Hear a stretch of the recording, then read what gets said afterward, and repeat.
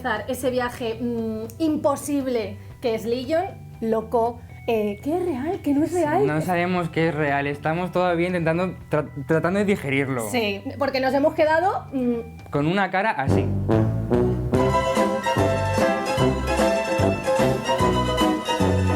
Es que, de verdad, no sabemos ni por dónde empezar. Y es que tenemos claro que vosotros estáis como nosotros. Igual de perdidos. Perdidos absolutamente. Pero bueno, no pasa nada porque hemos decidido que nos vamos a poner a teorizar y a recoger todos los datos que hay por ahí para explicar un poco qué estamos viendo. A ver si conseguimos hacerlo un poco más sencillo. Bueno, en ese primer episodio que ya hemos podido ver en Fox España, nos lanzábamos directamente a un imposible que nos confundía entre realidad, ficción. Es que una locura que nada tiene que ver con lo que estábamos acostumbrados un poquito en el mundo de los superhéroes. Claro, es eso, porque es que todas las series de superhéroes siempre han sido con un villano al que hay que matar, o incluso con un toque un poco más juvenil, infantil, ¿no? Como menos maduro. Que vale que Netflix mantiene ese toque ahora mucho más oscuro y tal, con Daredevil, con Jessica Jones, pero es que lo bueno que tiene Legion es precisamente que no sabemos quién es el villano. Eso es lo buenísimo que tiene. Porque ¿quién es? O sea, ¿vamos a ir descubriéndolo en el resto de los 7 capítulos que quedan? ¿O directamente va a ser el propio David el malo malísimo? Nosotros apostamos porque sí. Más allá de que haya una organización por ahí que, ¿qué intenciones tiene? No sabemos. Lo que está claro es que aquí tenemos que luchar contra la propia mente de David. Está el pobre que tiene un cacao que claro, no se lo cree. Y es que lo bueno que tiene el capítulo también es que nos hace a nosotros mismos estar con ese cacao. Yo estaba viendo el capítulo y estaba sintiéndome súper incómodo, porque no sabía qué era verdad, qué no. Y además me sentía como una personalidad más. Exactamente, o sea, es que esto ya...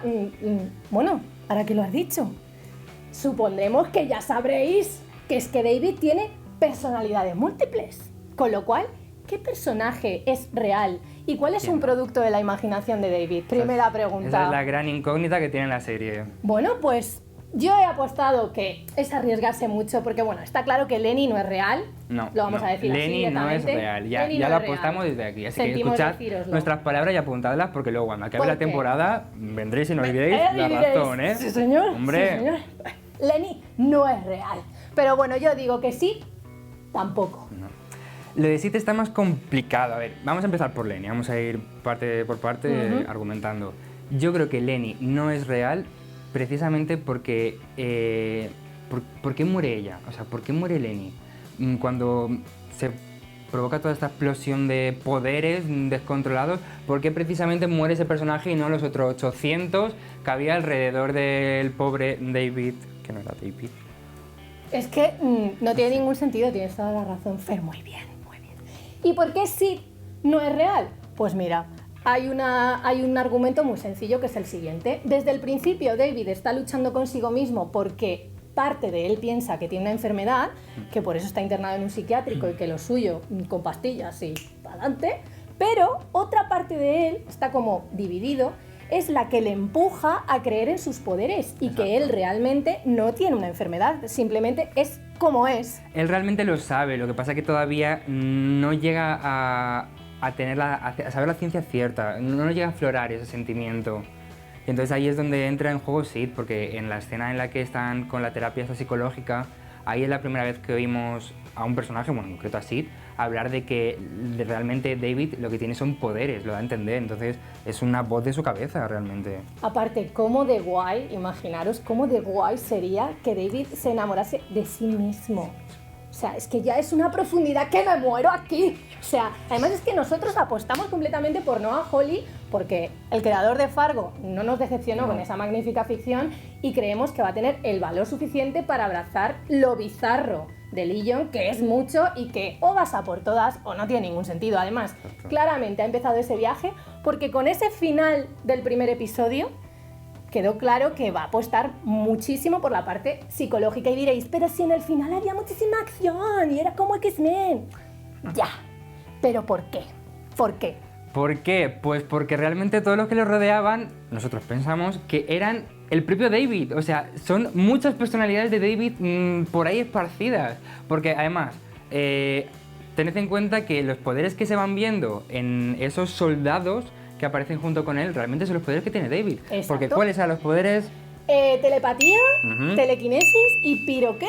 Y piroquinesis. Sí, todo señores. muy kinesis, muy tele, muy todo. ¿Y qué pasa en esa escena? Pues que vemos fuegos artificiales, vemos un señor que hace así y tira cosas. O sea, ¿nos cuadra todo? Nos cuadra. Nos cuadra y nos gusta. Y nos gusta que sea así, y la apoyamos, y queremos. Y como no sea así, vamos a ir a Noah y le vamos a decir, no, nos cambias la serie. No, bueno, otra teoría ya todavía más loca que, a ver, yo reconozco que hace un poquito aguas, pero vamos a ir argumentando. ¿Quién es o qué representa la bestia de ojos amarillos?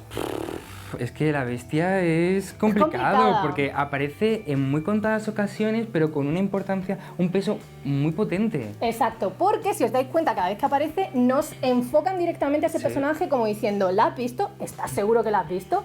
¿La No has se te visto? pierda, no se te pierda que está por ahí pasando. Es importante. Entonces, ¿qué representa? Hay fans de X-Men, de Legion, de este universo, que apuestan porque podría ser el villano Mojo, que es un personaje de este mundo que bueno, sería una representación física de la amenaza psicológica en la que vivimos. Pero a nosotros esa teoría no nos gusta. No, porque además precisamente creemos que Noah Hawley se va a separar de todo eso, o sea, va a tratar el tema de los superhéroes desde otra perspectiva muy diferente, muy psicológica, entonces yo no veo mucho sentido, tal y como empezó la temporada, meternos ahí a un supervillano y que de pronto aparezcan unas escenas, ahora no, ahora sí, ahora aquí.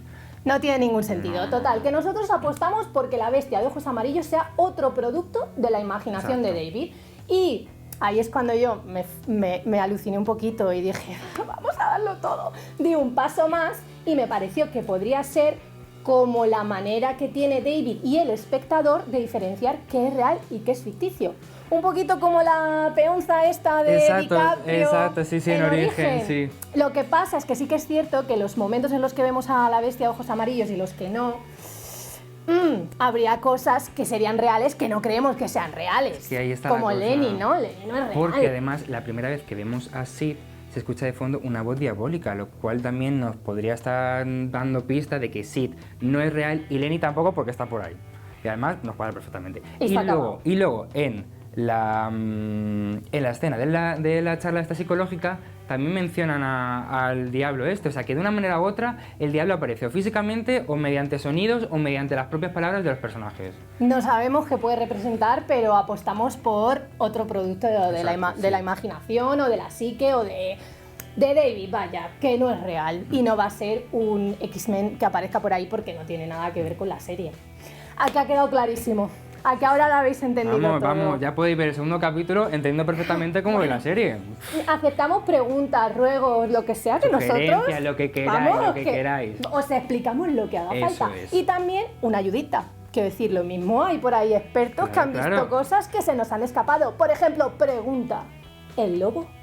¿Qué es el lobo? Porque es que es algo, un ente, es un ente, porque tampoco es que lo hayamos visto perfectamente, que aparece ahí y va a tener... Tiene que tener un papel, sí o sí, porque si no, ya me contaréis por qué está en el momento ese enjaulado y luego además te pasan directamente a otro plano en la que aparece la figurita esta que estaba el hombre este tan tétrico, que yo al principio pensaba incluso que era una fruto de su imaginación, porque ese ni sentía ni padecía y pasaba por ahí. Él estaba allí. Exacto, y está allá y aparece ahí.